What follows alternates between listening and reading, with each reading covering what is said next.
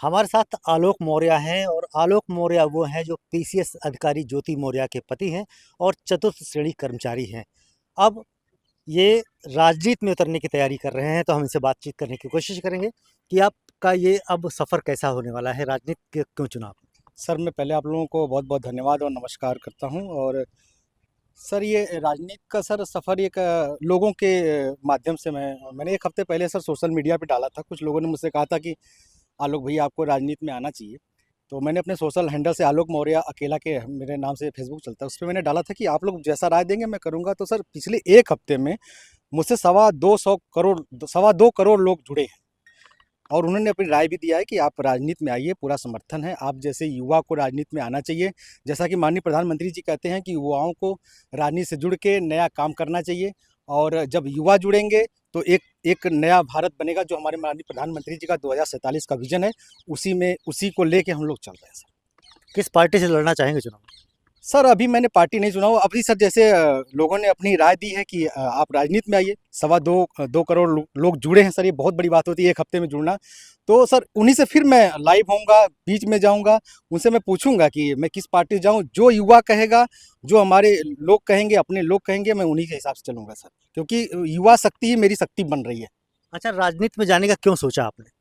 Sir, राजनीति में सोचा इसलिए सर कि राजनीति में जाके कुछ अच्छा किया जाता है। सर, मेरा एक विज़न है, जैसा कि आजकल आप हाल ही में रोज़ देख रहे हैं, अगर आप फ़ेसबुक, इंस्टाग्राम खोलिए, सुबह खोलिए तो 1-2 पुरुष 100% आत्महत्याएँ कर ले रहे हैं।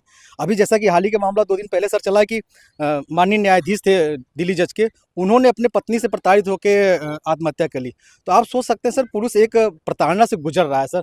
तो मैंने उसके लिए सर माननीय प्रधानमंत्री जी को और मुख्यमंत्री जी को और राष्ट्रपति जी को भी अपने एक निवेदन पत्र लिखा है। कई निवेदन पत्र लिख चुका हूँ कि एक पुरुष आयोग का सर होना चाहिए। एक प्लेटफ़ॉर्म अगर होगा एक प्लेटफ़ॉर्म अगर होगा तो पुरुष आत्महत्याएँ नहीं करेगा। सर, मेरा मानना ये है कि अगर हमारे न्यायाधीश नहीं रहेंगे, अभी बिहार में एक आईपीएस थे, वो आत्महत्या कर लिए, पत्नी से प्रताड़ित हो गए, तो सर हम न्याय के लिए कहाँ जाएँगे? आज भी सर हमारा आपका किसी से झगड़ा होता है, तो हम बस एक ही शब्द कहते हैं कि कल तुमसे कोर्ट में मिलेंगे। सर, कोर्ट में हमारा विश्वास बँधा है, लेकिन अगर पत्नी से परेशान होके न्यायाधीश भी सर अगर आत्महत्या कर ले रहे हैं, तो सर एक बहुत बड़ा ये सर चेतावनी है कि पुरुष आयोग का होना चाहिए। सर, उसी विज़न पे मैं काम कर रहा हूँ। दूसरा मेरा विज़न है सर बेरोज़गार युवाओं को। बेरोज़गार युवा बहुत सर पीड़ित हैं, और सर मैंने अक्सर देखा है कि लोग राजनीति में आने के बाद पहले तो कहते हैं मैं गरीब जनता की सेवा करूँगा, लेकिन लोग मिलते नहीं हैं सर। इतनी सुरक्षा बढ़ा लेते हैं, विधायक बनने के बाद, मंत्री बनने के बाद इतनी सुरक्षा बढ़ा लेंगे, इतना अपने आप को कवर कर लेंगे कि युवा सब जो गरीब युवा है या इलाहाबाद, दिल्ली जैसे शहर में पढ़ा कर वो कभी मिल ही नहीं सकता। वो अपनी बात रख ही नहीं पाएगा तो वो कहेगा क्या? और लोगों को ऐसा लगता है कि बेरोज़गारी तो हट गई है। अच्छा, आप बार-बार ज़िक्र कर रहे हैं पत्नी से प्रताड़ित होने का, तो अभी ये मामला सुलझा नहीं है? सुलझने की बात नहीं सर, देखिए, एक बार कहा था जब रिश्ता एक बार टूट जाता है तो बहुत लाख कोशिश कर लीजिए। वो कहा गया सर, रहीमन धागा प्रेम का, मत तोड़ो चटकार, टूट से फिर ना जुड़े, जुड़े गांठ पड़ जाए। तो गांठ तो सर पड़ी जाती है, और मैं सर उसको अब रिश्ते को बहुत बड़ा विजन लेके नहीं चल रहा हूँ। मेरा सर, मैंने अब सर, मैं सच बताऊँ, मैं बौद्ध की धरती कौशाम्बी में गया था, और मैं सर वहाँ से प्रणाम करके आया हूँ। मैंने अपना पूरा जीवन सर अब देश के लिए कर दिया। अच्छा, जो विवाद है कभी सुलझाने की कोशिश नहीं की कि मामला कोर्ट में है अभी? हाँ सर, माननीय न्यायाधीश ने हम लोगों को बैठाया और कहा कि आप लोग जैसा कि सर न्यायालय हमेशा चाहती है, पारिवारिक न्यायालय हमेशा चाहती है कि रिश्ता बचाया जाए। नहीं, आप लोगों ने कभी प्रयास किया? कोशिश किया सर, लेकिन इधर फिलहाल हमें बीमार हो गया। उसके बाद सर तब से फिर अभी हॉस्पिटल से ही कुछ दिन पहले आया। उसके बाद मैं जाऊँगा सर, इसमें बात भी करूँगा, और सर बहुत बड़ा उसको मुझे विज़न नहीं बनाना। मैंने सर अपना अब मैं मेरा विज़न ये है कि मुझे युवाओं को सर जागृत करना है, जोड़ना है, देश के लिए कुछ नया करना है।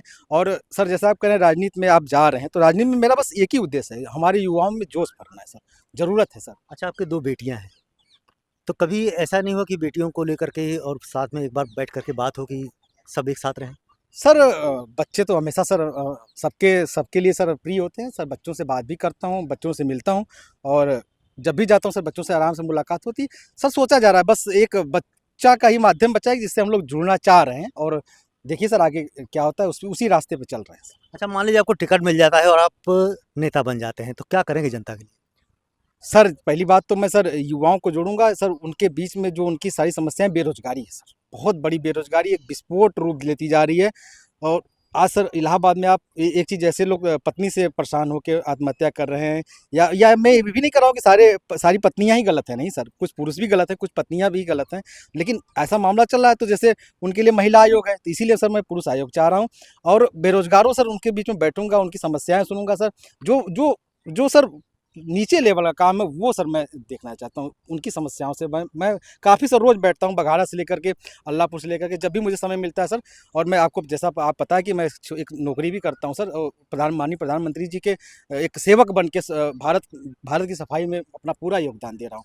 और लोग अभी कह भी रहे हैं कि क्या आप विधानसभा भी पहुँच के कचरा दूर करेंगे, तो बिल्कुल करूँगा। और मेरा ये उद्देश्य है सर, मैं जहाँ जाता हूँ, अभी तक गाँव साफ किया हूँ, और सर आगे चल के जहाँ भी मुझे गंदगी दिखेगी सफाई करने की कोशिश करूँगा। तो राजनीति में किस तरह की गंदगी देखते हैं आप?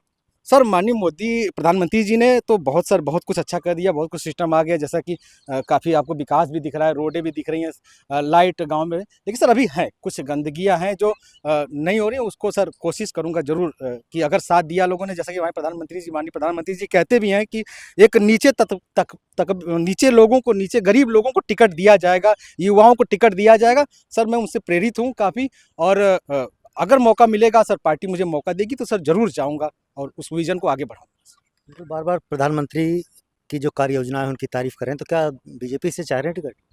सर चाहने को मैं माननीय प्रधानमंत्री से बहुत प्रेरित हूँ सर। मैं उनकी बातों से, उनके विज़न को, जैसा कि पूरा देश सलाम कर रहा है सर, तो अगर सर मौका देगी तो मैं ज़रूर जाऊँगा। मैं ये आपके माध्यम से माननीय प्रधानमंत्री से निवेदन भी करना चाहता हूँ। वो सर बार-बार अपने विज़न में कहते हैं कि नए युवा को राजनीति में आना चाहिए। उस चीज़ से मैं बहुत प्रेरित हूँ। उन्होंने कहा है गरीबों को टिकट मिलेगा, माफियाओं को, जैसे लोग बड़े-बड़े काफ़िया 10-10 फॉर्च्यूनर लेके चल रहे हैं, उनको टिकट देने के बाद सर क्या आपको लगता है, आप एक बार कैमरा इधर करिएगा सर, आपको लगता है कि इनसे वो लोग मिलते होंगे? इनसे कभी ये हमारे अच्छा, बेरोज़गार मान युवक लीजिए नहीं मिलते। समाजवादी पार्टी से टिकट मिल गया आपको, तो क्या करेंगे? सर देखेंगे सर, राय लेंगे। मैं इन्हीं इन्हीं युवाओं के साथ चलना चाहूँगा।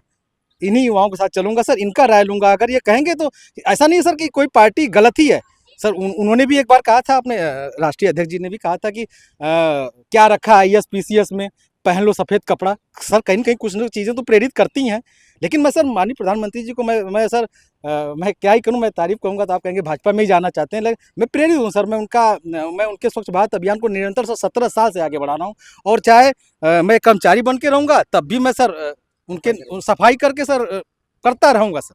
जिले से लेके गाँव से लेके जिले तक करूँगा। और सर अगर आप लोगों के माध्यम से अगर माननीय प्रधानमंत्री जी ने टिकट दिया तो सर वहाँ भी पहुँच के जो थोड़ी बहुत गंदगियाँ हैं, माननीय प्रधानमंत्री जी ने बहुत साफ कर दिया है। लेकिन अभी सर कभी-कभी देखने को मिल जाता है ना, लोग थूक देते हैं, पैसा मिल जाता है, तो उसको सर दूर करो। बिल्कुल, ये आलोक मौर्य हैं, ज्योति मौर्य के पति हैं। अब ये चतुर्थ श्रेणी कर्मचारी हैं, लेकिन अब ये राजनीति में भी उतरना चाहते हैं और राजनीति में उतरकर पुरुष आयोग बनाने की मांग कर रहे हैं। और उनका कहना है कि अगर ये राजनीति में आते हैं और नेता बनते हैं, तो जो गंदगी राजनीति में है उसको ये साफ करेंगे।